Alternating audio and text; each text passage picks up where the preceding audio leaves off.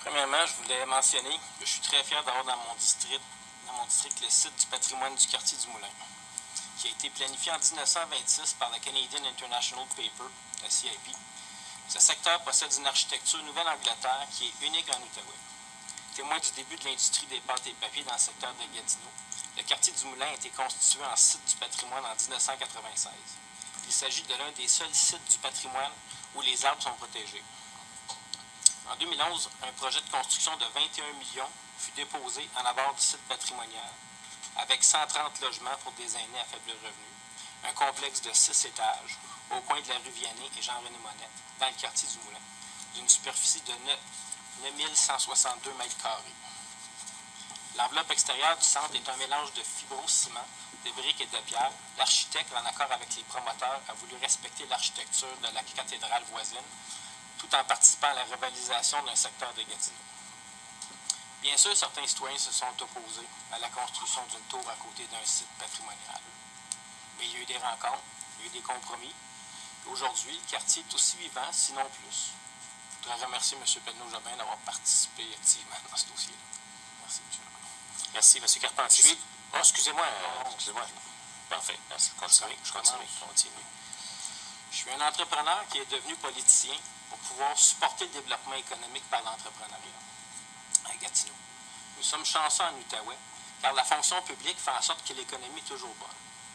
Par contre, les coupures annoncées il y a quelques années et les nouvelles sortes d'économie nous ont fait prendre conscience qu'il ne faut rien prendre pour acquis. Je crois que la Ville et les citoyens doivent avoir le plus grand respect possible dans leur entrepreneur. L'entrepreneur décide de prendre un risque à la création de son entreprise. Plutôt que d'aller chercher une sécurité, un salaire stable, il doit souvent subir des années de souffrance avant d'être à l'aise. Beaucoup d'apprentissage, beaucoup de casse-tête, des nuits blanches, du stress financier, de la gestion d'employés, de la reddition de comptes, de la formation, de la compétition, des erreurs, des apprentissages, etc. Un jour, l'entrepreneur arrive à un point où il a maîtrisé les défis de l'entrepreneuriat, il a stabilisé son entreprise, sa clientèle se fidélise, ses employés aussi. Sa réputation et son expérience et ses qualités de gestionnaire fait qu'il est plus facile pour lui d'obtenir du financement. Mais sa mission, c'est quoi? C'est quoi la mission d'un entrepreneur? Est-ce que c'est de créer de l'emploi? Est-ce que c'est d'offrir un produit ou un service gratuitement aux clients? Est-ce que c'est de faire avancer une cause? Non. Sa mission, c'est de générer des revenus afin de sécuriser son avenir et préserver ses acquis. C'est sa mission. Plusieurs villes au Québec cherchent activement des développeurs à venir s'installer chez eux. Ils utilisent plusieurs stratégies pour les attirer, pour développer la ville. Ils leur déroulent le tapis rouge. Quand je lis un texte qui accuse un de nos précieux développeurs et grands mécènes de Gatineau de narcissisme, de l'avidité ou simplement de l'appât du gain, ça me répugne au plus haut point. Je vous ai parlé de la mission d'un entrepreneur, mais connaissez-vous la principale qualité de l'entrepreneur? C'est la ténacité. Un entrepreneur peut avoir d'excellentes connaissances en gestion, une bonne idée, une bonne équipe, du financement. Mais s'il n'est pas tenace, croyez-moi, il ne restera pas en affaires longtemps. Donc, les commentaires d'acharnement et d'entêtement me choquent aussi.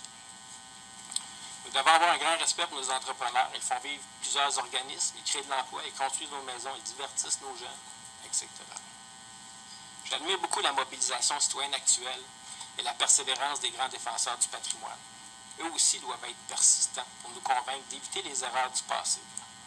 Pour avoir parlé à plusieurs d'entre eux et lu les documents reçus, ils craignent qu'un développement majeur va briser le quartier, nuire à la quiétude et causer un exode du quartier complet et la mort de tous les arbres.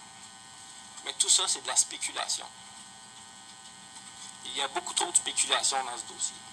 Ça ne va pas attirer de touristes, le terrain est trop petit, nos maisons vont perdre la valeur, il va y avoir des camions partout, les gens ne vont pas acheter des condos. Premièrement, il faut mentionner que c'est de l'argent privé. Ce n'est pas une demande d'investissement des deniers de la ville.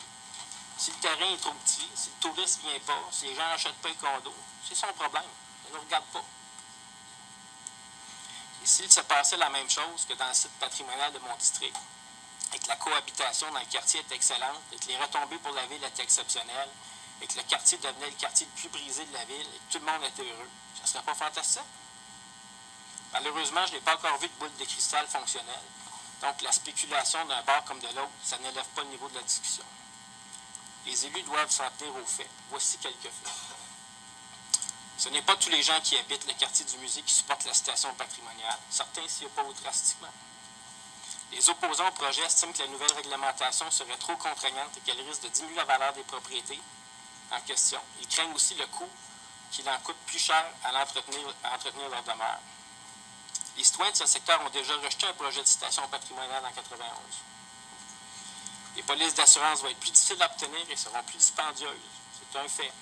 Le patrimoine du quartier est déjà suffisamment protégé avec le PIA. La citation bloque le développement.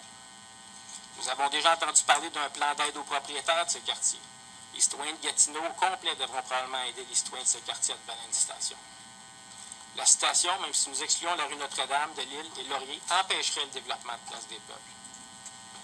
La ville de Gatineau a plusieurs projets qu'elle pourrait accomplir avec les 8 millions que cet investissement privé de 400 millions rapporterait. La ville de Gatineau a besoin de ses 320 chambres d'hôtel, de ses 1000 emplois.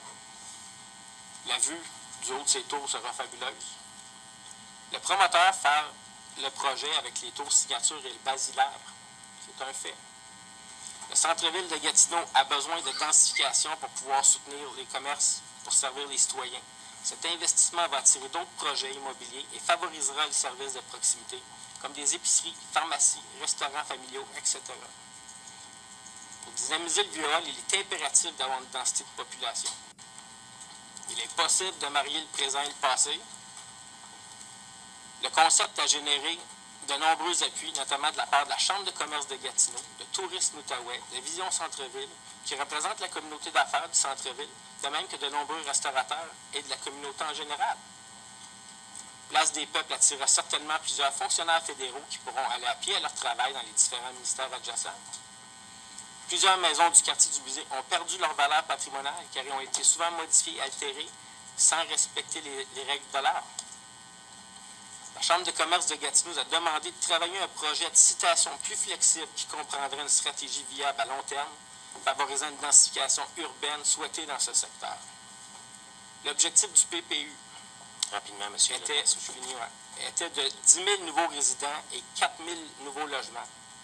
Les résultats que nous avons sous la main à ce jour sont 877 logements construits, 509 approuvés et 327 en traitement, pour un total de 1713 nouveaux logements. Il ne vaut pas voir le projet juste comme deux simples tours, c'est un projet signature de développement économique qui apportera beaucoup à la région. Comme le dit M. André Ouellette, nous avons le devoir, l'obligation même envers toute la population de Gatineau, pas seulement envers les résidents du quartier du musée, de trouver un compromis qui permettrait de conserver le caractère patrimonial d'un certain nombre de maisons qui méritent bien cette protection, tout en permettant un développement économique majeur dont la ville a grand besoin. Merci.